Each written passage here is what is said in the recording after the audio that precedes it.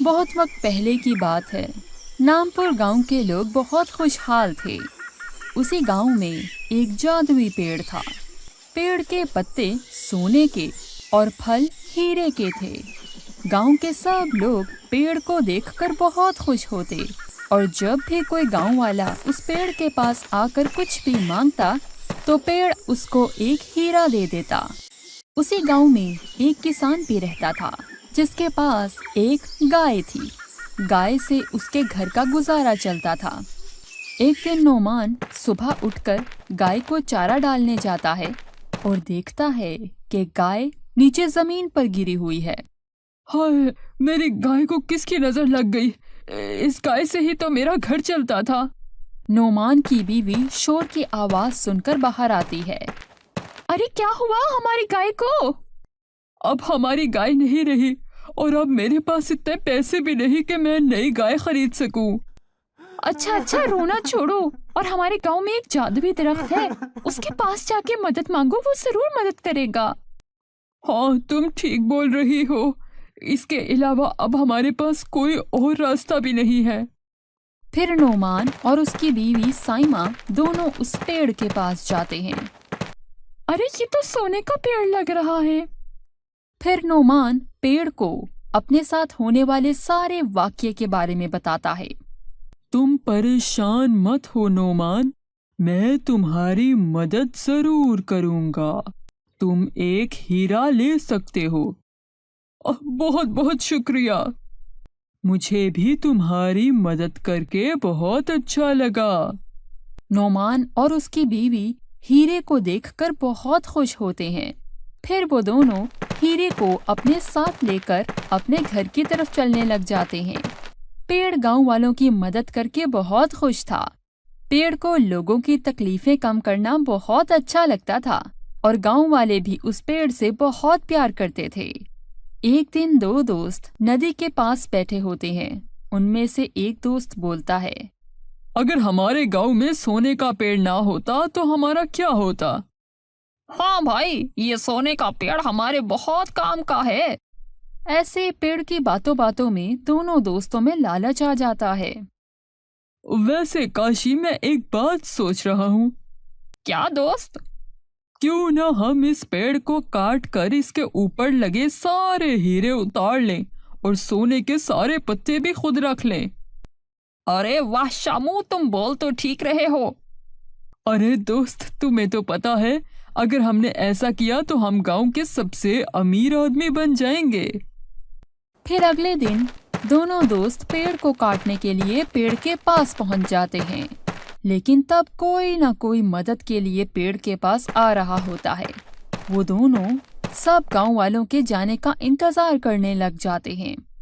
دیکھتے ہی دیکھتے رات ہو جاتی ہے۔ دونوں دوست پیڑ کے پاس جاتے ہیں۔ خیریت تو ہے؟ تم لوگ اتنی رات کو یہاں کیوں آئے ہو؟ خیریت ہی تو نہیں ہے، نہ پہننے کو کپڑے، نہ کھانے کو کھانا، نہ رہنے کو گھر ہے۔ پیڑ ان کی باتیں سن کر حیران ہو جاتا ہے اور بولتا ہے، یہ لو ایک ہیرا، اس سے تمہارے سارے دکھ ختم ہو جائیں گے۔ ہیرا نہیں چاہیے۔ اگر ہیرا نہیں چاہیے تو کیا چاہیے تمہیں؟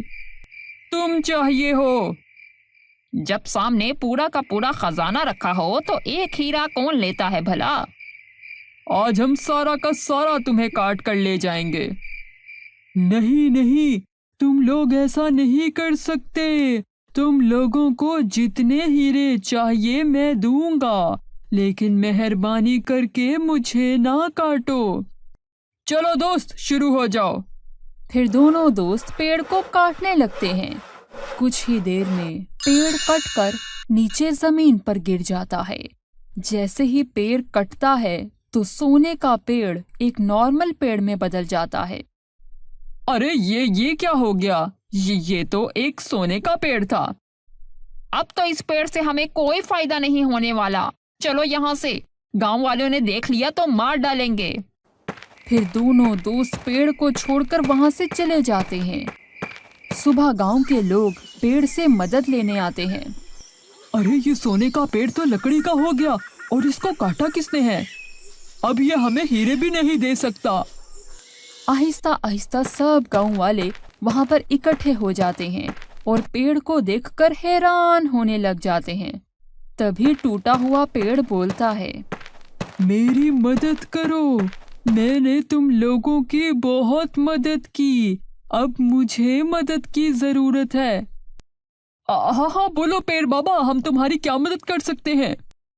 अगर तुम लोग जंगल में एक गार के अंदर एक चुड़ैल रहती है, उसके पास जो पानी का मटका है, अगर वो पानी लाकर डाल दोगे तो मैं वापस पहले की तरह हो जाऊंगा। अरे मुझे तो चुड़ैल से बहुत डर लगता है, मैं तो चुड़ैल के पास नहीं जा सकता। अरे मेरी अभी उम्र ही क्या है कि मैं चुड़ैल के पास जाऊं? चुड़ैल तो मुझे जिंदा नहीं छोड़ेगी। कोई भी चुड़ैल के पास से पानी लाने पर तैयार नहीं होता। तभी नोमान, जिसकी मुश्किल वक्त में पेड़ ने मदद की थी, उसको पेड़ का अपने ऊपर किया हुआ एहसान याद आता है और वो बोलता है, मैं जाऊंगा उस चुड़ैल के पास से पानी लेने। सब गांव वालों की आंखें नोमान को देखकर खुली की खुली रह जाती हैं। नोमान घर जाकर अपनी बीवी को सारी बात बताता है। उसकी बीवी बोलती है, हमारे मुश्किल वक्त में इस पेड़ ने हमारी बहुत मदद की थी, हमें भी इस पेड़ की मदद करनी चाहिए। फिर नोमान और उसकी बीवी साइमा दोनों मिलकर जंगल की तरफ चल पड़ते हैं। जैसे ही वो जंगल में पहुंचते हैं तो उन्हें एक बाबा जी नजर आते हैं। वो दोनों बाबा जी के पास जाते हैं। फिर नोमान बाबा जी को सारी बात बताता है। बेटा ये लो पानी, जब तुम गार में दाखिल होगे तो ये पानी उस गार में फेंक देना।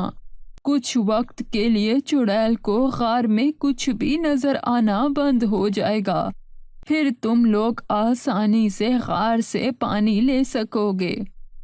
बहुत बहुत शुक्रिया। फिर नोमान और साइमा दोनों पानी लेकर गार के अंदर जाते हैं और बाबा जी का दिया हुआ पानी उस गार में फेंक देते हैं। पानी फेंकते ही चुड़ैल इधर उधर देखती है। मुझे क्या हो गया? मुझे कुछ नजर क्यों नहीं आ रहा? तब नोमान और साइमा आसानी से पानी वाला बर्तन वहां से उठा लेते हैं और खुशी खुशी अपने गांव की तरफ वापस चलने लगते हैं। गांव पहुंचकर पानी जैसे ही पेड़ को डालते हैं तो पेड़ फौरन अपनी असली हालत में वापस आ जाता है। तुम दोनों का बहुत बहुत शुक्रिया, तुम लोगों ने मेरी बहुत मदद की। जादुई पेड़, आपने भी तो हमारी मुश्किल वक्त में मदद की थी ना?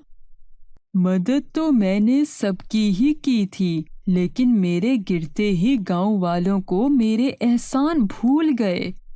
फिर पेड़ नोमान और साइमा से खुश होकर उनको बहुत सारे हीरे देता है और फिर वो लोग अपना अच्छा सा घर ले लेते हैं और हंसी खुशी रहने लगते हैं।